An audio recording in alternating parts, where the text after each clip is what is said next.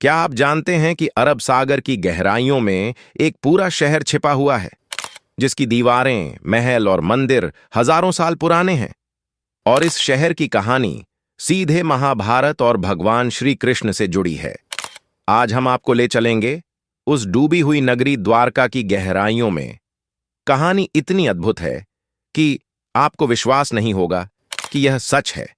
अगर आपको यह कहानी पसंद आई और आप भी इस रहस्य को दुनिया के साथ साझा करना चाहते हैं, तो लाइक करें, कमेंट में हरे कृष्णा लिखें और सब्सक्राइब करना मत भूलिए, क्योंकि यही समय है इतिहास, विज्ञान और आस्था की इस अद्भुत कहानी का हिस्सा बनने का। हजारों साल पहले अरब सागर की लहरों के बीच बसी थी एक ऐसी भव्य नगरी, द्वारका, जिसे द्वारों का नगर कहा गया। कहते हैं वहां 9 लाख से भी ज्यादा महल थे, सोने, चांदी, हीरे मोती और मणियों से सजे हुए। गलियों में मोर नाचते थे, हवाओं में फूलों की महक बसी थी और श्री कृष्ण का महल तो ऐसा लगता था मानो स्वर्ग धरती पर उतर आया हो। लेकिन फिर एक दिन वह नगरी अचानक समंदर में समा गई। शास्त्रों ने कहा यह एक श्राप था, विज्ञान ने कहा यह समुद्री आपदा थी और इतिहासकारों ने कहा यह बस एक कहानी थी।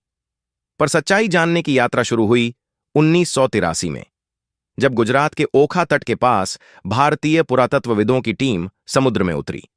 टीम का नेतृत्व कर रहे थे डॉ.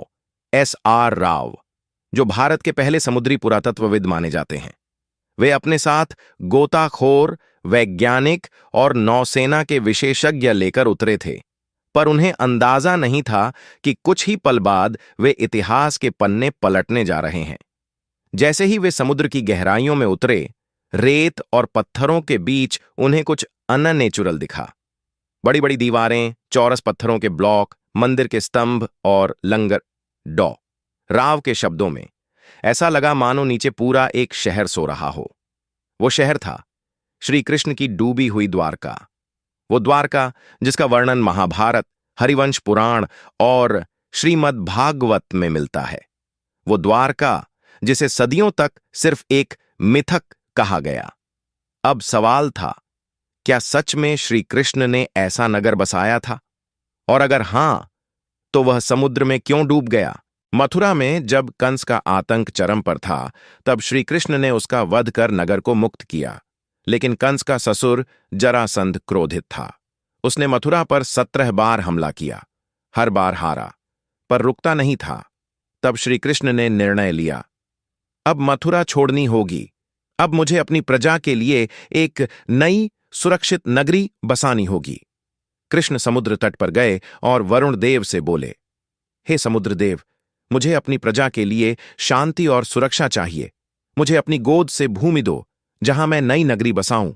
वरुण देव मुस्कुराए और उन्हें समुद्र के बीच 12 योजन, लगभग 153 किलोमीटर भूमि दी। फिर बुलाए गए भगवान विश्वकर्मा, देवताओं के शिल्पकार। उन्होंने बनाई सोने की दीवारें, चांदी के फर्श, क्रिस्टल के स्तंभ और संगमरमर के महल। चारों ओर विशाल द्वार बनाए गए और इसी से नाम पड़ा द्वारका, द्वारों का नगर। भागवत पुराण के अनुसार द्वारका में 900 से अधिक राजमहल थे, जो हीरा, चंद्रकांत मणि और स्वर्ण से बने थे।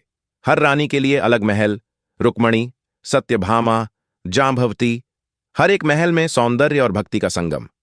शहर में सिंचाई व्यवस्था थी, व्यापार के लिए गोदियां थीं, जहां जहाज आते जाते थे। द्वारका न केवल धार्मिक केंद्र थी, बल्कि एक समुद्री व्यापारिक साम्राज्य भी। लेकिन समय सदा स्थिर नहीं रहता। युद्ध हुआ, महाभारत। यदुवंश के लोग गर्व और अहंकार में डूबने लगे। गांधारी का श्राप पड़ा, जैसे मेरे पुत्र मरे, वैसे ही तुम्हारा वंश नष्ट होगा। और फिर प्रारंभ हुआ द्वारका के विनाश का अध्याय। कहते हैं एक दिन द्वारका के राजकुमार सांब श्री कृष्ण के पुत्र रार्षियों से मजाक करने लगे। उन्होंने स्त्री का रूप धारण किया और पूछा, हे मुनियों, बताइए मेरे गर्भ में क्या है? अर्षि क्रोधित हुए और बोले, तुम एक लोहे के मुशल को जन्म दोगे, जो तुम्हारे वंश का विनाश करेगा। भविष्यवाणी सच हुई। सांब के वस्त्रों से एक भारी मुशल निकला। राजा उग्रसेन ने उसे पीसकर समुद्र में फेंक दिया। पर वह लोहा मछलियों ने निगल लिया।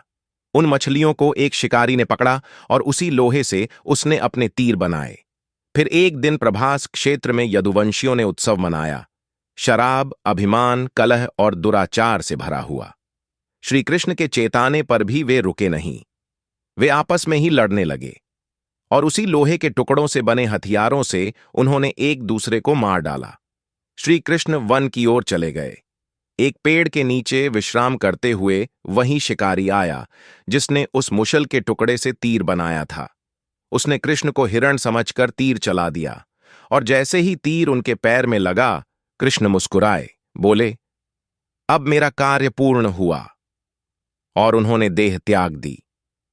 कृष्ण के प्रस्थान के साथ ही समुद्र की लहरें उठीं, धरती कांपी और देखते ही देखते पूरी द्वारका समुद्र में समा गई। सदियों तक लोग द्वारका को केवल कहानी मानते रहे, पर 20वीं सदी में इतिहास ने करवट ली। 1930 में मछुआरों ने बताया कि समुद्र के नीचे अजीब आकृतियां हैं। 1963 में ASI ने बेट द्वारका में खुदाई की और प्राचीन बर्तन, मूर्तियां, ईंटों के ढांचे पाए। 1979 में SR राव ने नेशनल इंस्टीट्यूट ऑफ ओशनोग्राफी के साथ पहली अंडरवाटर एक्सकवेशन शुरू की। उन्हें मिली 560 मीटर लंबी दीवारें, 30 से ज्यादा पत्थर के स्तंभ, लंगर, एंकर, मिट्टी के बर्तन और सीलें। कार्बन डेटिंग ने बताया यह सब 3000 से 1500 ईसा पूर्व के बीच का है। 2001 में NIOT और ASI ने मिलकर उन्नत सोनार तकनीक से पूरा क्षेत्र स्कैन किया। 4000 वर्ग मीटर के इलाके में मंदिर की नींव, दीवारें और जल निकासी व्यवस्था मिली। कुछ वस्तुएं 9000 साल पुरानी निकलीं, हड़प्पा सभ्यता से भी पहले की। अब द्वारका कोई मिथक नहीं रही, वह एक वास्तविक सभ्यता साबित हो चुकी थी। 25 फरवरी 2024 भारत के प्रधानमंत्री नरेंद्र मोदी खुद समुद्र में उतरे, जहां कभी द्वारका खड़ी थी। उन्होंने समुद्र में मोर पंख अर्पित किया, श्री कृष्ण की स्मृति में। वह क्षण केवल धार्मिक नहीं, ऐतिहासिक भी था, क्योंकि आज विज्ञान, इतिहास और श्रद्धा तीनों एक साथ खड़े थे। द्वारका आज 2 रूपों में जीवित है। एक, भूमि पर बसा द्वारिकाधीश मंदिर, जहां हर दिन 52 गज की ध्वजा 5 बार लहराई जाती है, और दूसरा, समुद्र की गहराई में सोई हुई lost city of Krishna. Dwarka हमें सिखाती है श्रद्धा और विज्ञान 2 विरोध नहीं, बल्कि एक ही सत्य की 2 राहें हैं। एक विश्वास जगाती है, दूसरी उसे प्रमाणित करती है। और जब अगली बार आप समुद्र की लहरें देखें, जरा ठहरिएगा। शायद आपको किसी गहराई से बांसुरी की धुन सुनाई दे, क्योंकि कुछ कहानियां कभी खत्म नहीं होती, वे सिर्फ इंतजार करती हैं फिर से जीवित होने का। जय द्वारकाधीश।